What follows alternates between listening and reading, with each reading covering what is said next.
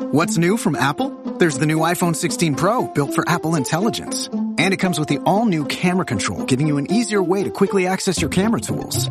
The new Apple Watch Series 10 has our biggest display and our thinnest design ever. And this? It's the sound of active noise cancellation, now available on one of 2 new AirPods 4 models.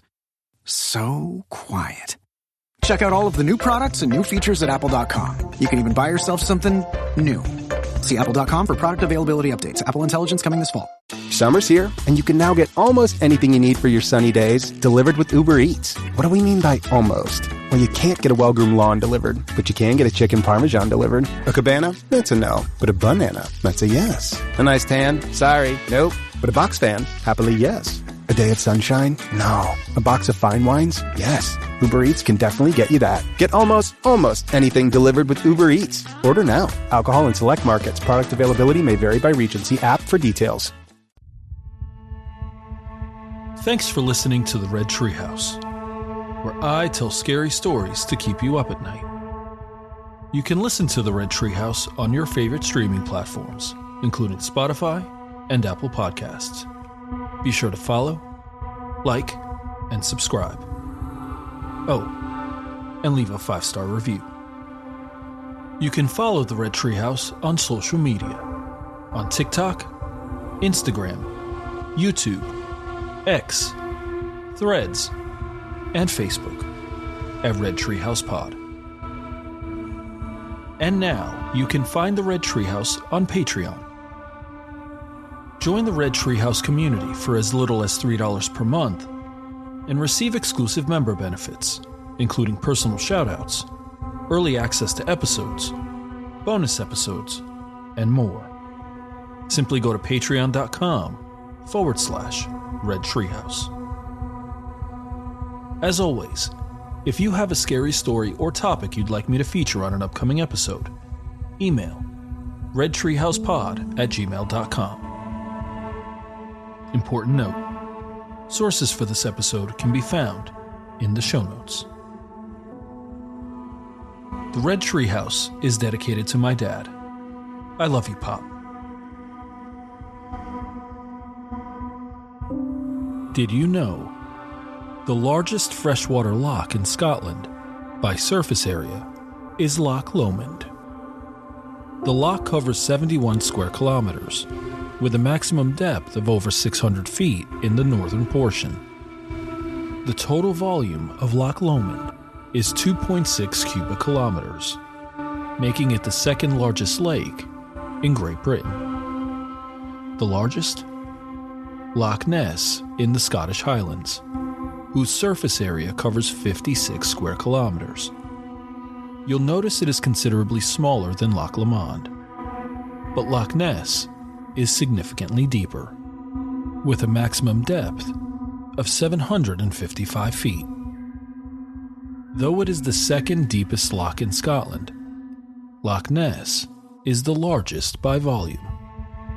It's also the most famous loch, not only in Scotland, but in the world.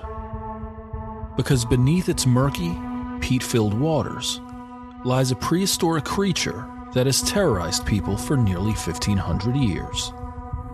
The Loch Ness Monster, also known as Nessie, is believed to inhabit the cold waters of Loch Ness and has been described as a monster fish, a sea serpent, and a dragon.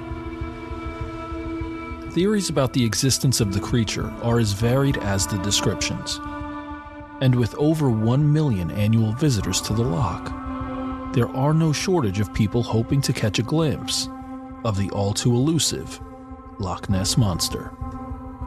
And there are as many skeptics as believers.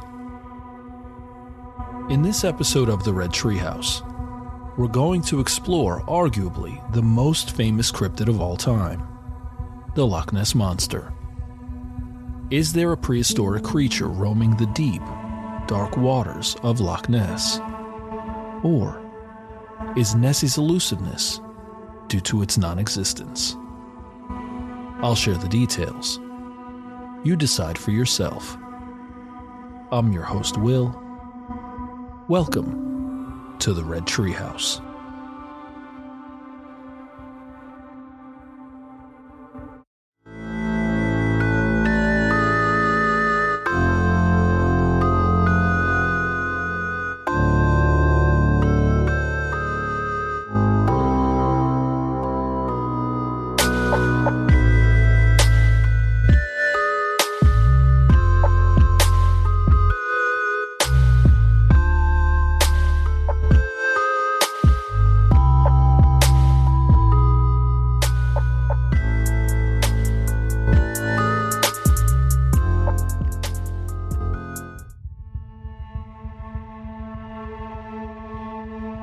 When it comes to famous cryptids, you'd be hard-pressed to find one more famous and controversial than the Loch Ness Monster. The only one that may come close is Bigfoot, which we will cover in an upcoming episode of the Red Treehouse. Something interesting. Cryptozoology is, quote, the study of animals whose existence has not been proven, end quote.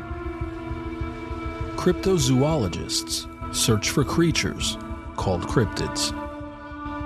There have been over 1,100 sightings in the nearly 1,500 years since the first sighting of the Loch Ness Monster, which dates to at least 564 AD.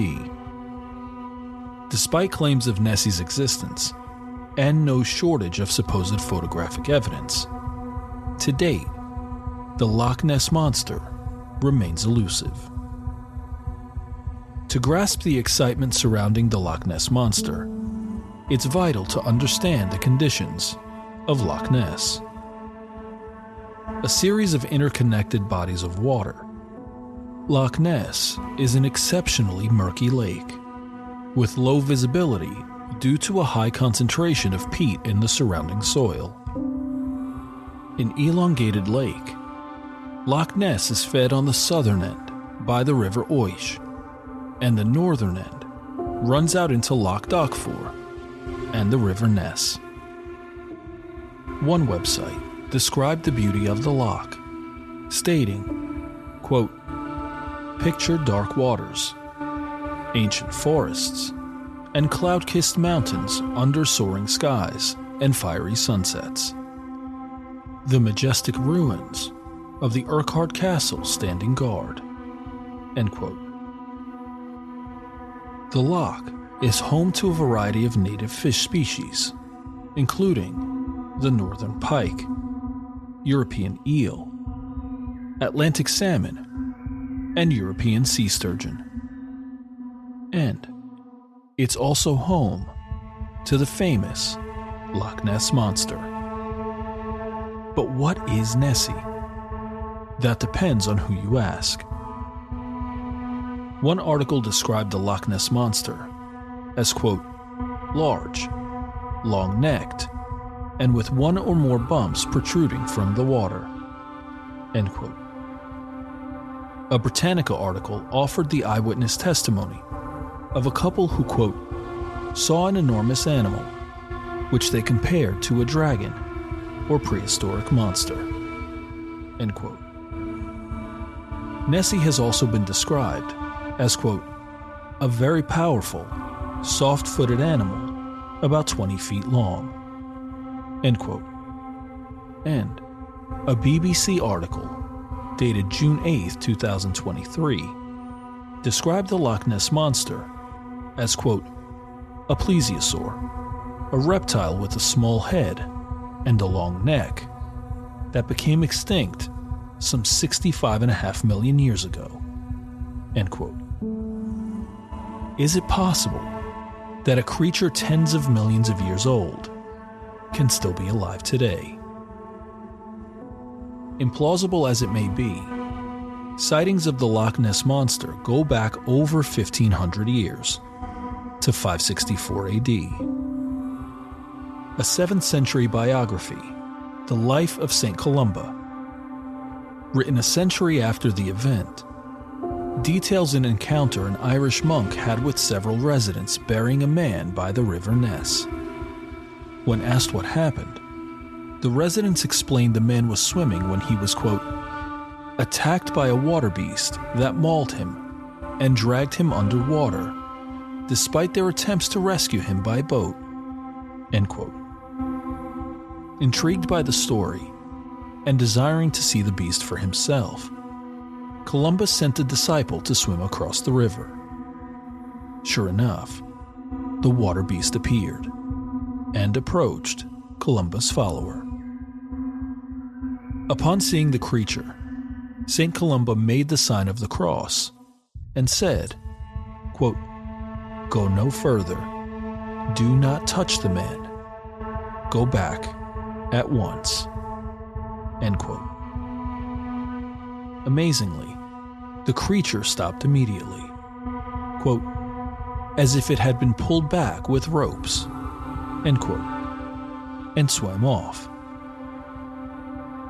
For the next 1,300 years, occasional sightings were reported, though none as serious as the encounter St. Columba had with the mythical creature. Between the 1500s and 1800s, 21 sightings were reported, but most were dismissed offhand, largely due to superstition.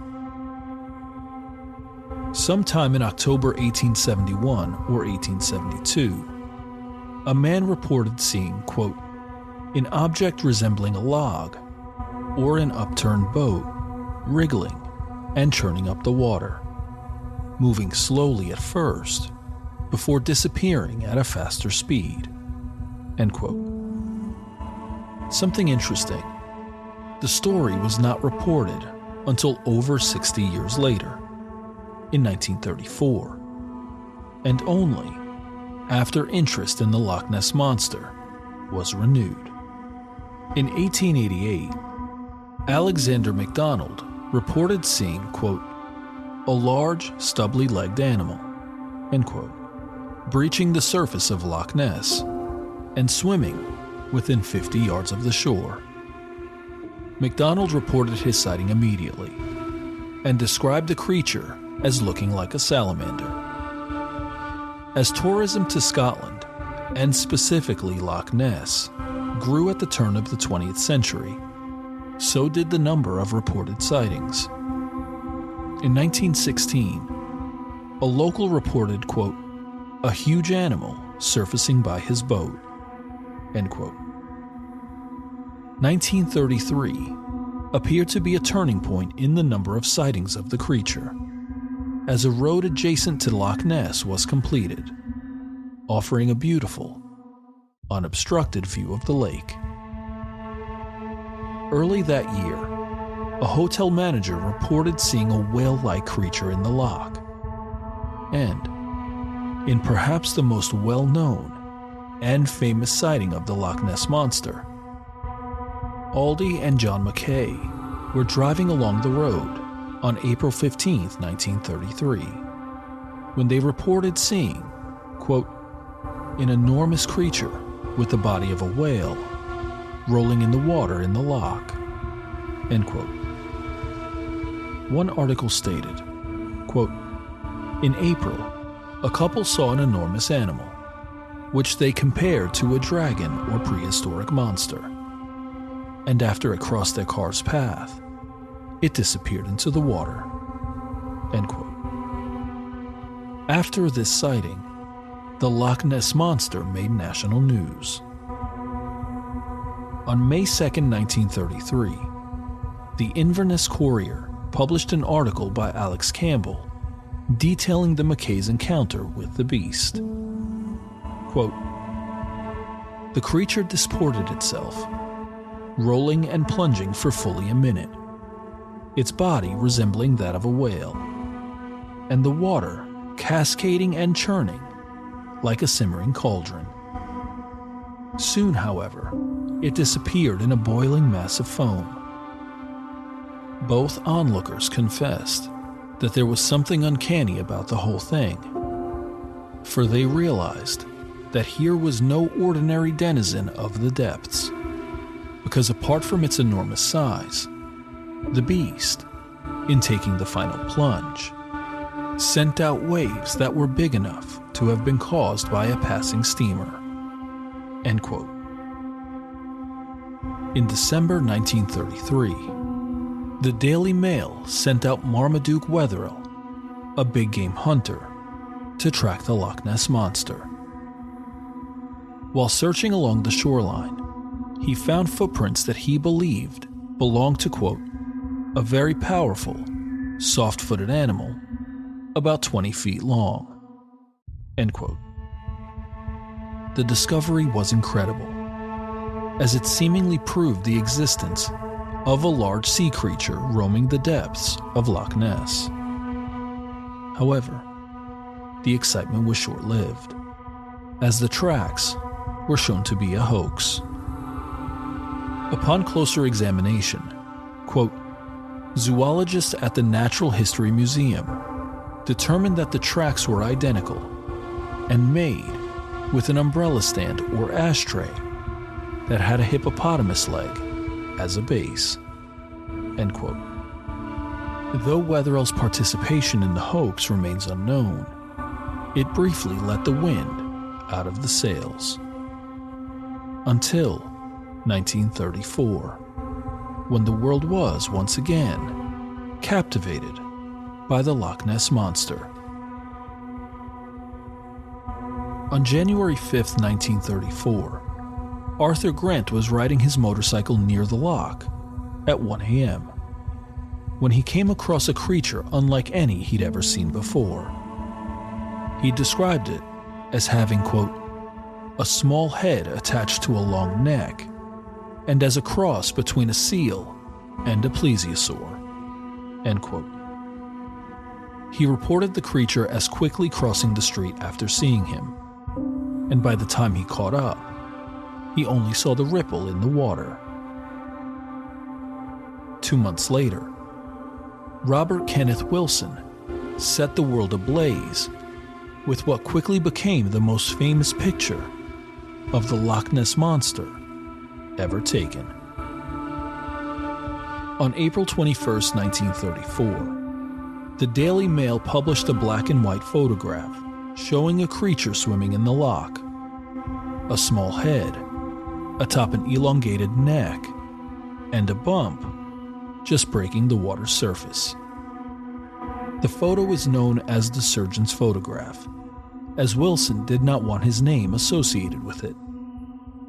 For 60 years, the photo was considered definitive proof of the Loch Ness Monster's existence, something that had eluded eyewitnesses for nearly 1,400 years.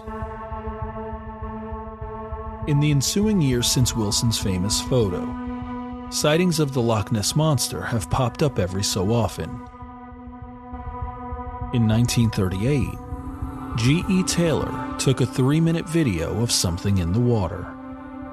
However, analysis concluded, quote, "it was a floating object, not an animal," end quote. In 1954, sonar readings registered, quote, "a large object keeping pace with the vessel at a depth of 146 meters for 800 meters before contact was lost and regained," end quote. The object is still unknown. In 1955, Peter McNabb took a photograph depicting 2 black bumps in the water. In 1976, it was determined the photo was doctored. In 1960, Tim Dinsdale filmed, quote, "what he believed to be a dark hump that left a wake crossing Loch Ness," end quote. After a thorough analysis, it was determined that it was likely a case of mistaken identity, and that Dinsdale filmed the boat. In 2007, Gordon Holmes recorded, quote, "this jet black thing, about 14 meters long, moving fairly fast in the water," end quote. Marine biologists analyzing the video determined it was an otter or a bird. On November 2, 2011, George Edwards claimed to have snapped a photo of the Loch Ness Monster. In October 2013, he admitted the photo was a hoax. Over the past 90-plus years, various expeditions have been conducted in the search for the Loch Ness Monster. And as time has passed, and technological capabilities increased, Nessie has only proven more elusive. And for skeptics, this is all the proof they need to debunk the Loch Ness Monster. April 2024 marked the 90th anniversary of Robert Kenneth Wilson's famous photograph of the Loch Ness Monster. For believers, it became the holy grail of Nessie evidence. But for skeptics, it was another entry in a long list of, quote, evidence, unquote, that later turned out to be a hoax. Wilson's photo was not without controversy, as analysis raised several interesting questions and inconsistencies. First, the photo's scale was questionable. Most pictures show the creature in the center, with waves around it. But this is a cropped photo that makes the animal seem larger than it really is. Think of the photos you've seen of a fisherman holding his catch in front of him. Perspective makes the fish seem larger than it is. But when put to scale, its true size becomes evident. The uncropped photos show the other end of Loch Ness, with the creature in the center. And the waves were small ripples. Not only that, the size of the creature was vastly overestimated. An analysis of the photo determined it was small, no more than 2 to 3 feet long. For 60 years, the photo proved Nessie's existence. For the past 30 years, the photo has proven to be an elaborate hoax. In fact, the creature was nothing more than a toy submarine, with a neck and head made from wood putty. The setup was eventually pushed into the loch, over fears of being caught by a water bailiff. And to this day, it rests somewhere at the bottom of Loch Ness. Skeptics believe the Loch Ness Monster is nothing more than a myth and local legend that has gained worldwide fame due to elaborate hoaxes. Many believe the sightings and supposed evidence of the creature is partly due to confirmation bias. Quote, the tendency to search for, interpret, favor, and recall information in a way that confirms or supports one's prior beliefs or values. End quote. In other words, people want to believe, even subconsciously, the Loch Ness Monster exists. So, when they see, or photograph, or film a strange unexplainable object in the loch, they attribute it to Nessie. One article stated, quote, we have to be willing to interpret what we see in a way that doesn't simply reinforce our own assumptions. But that takes time and effort. Myths take hold and are much easier to believe than to disprove, especially if they feel true, or we want them to be true. In the case of Loch Ness, it's relatively harmless to believe there is a monster.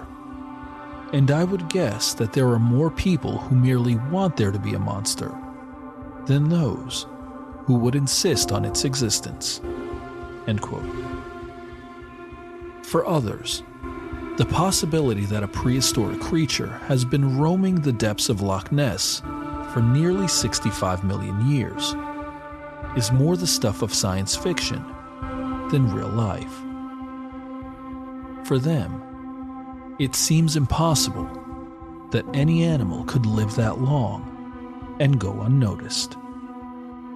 Despite our advanced technology, it's possible, even likely, that we will never know for sure whether Nessie is real or the stuff of imagination.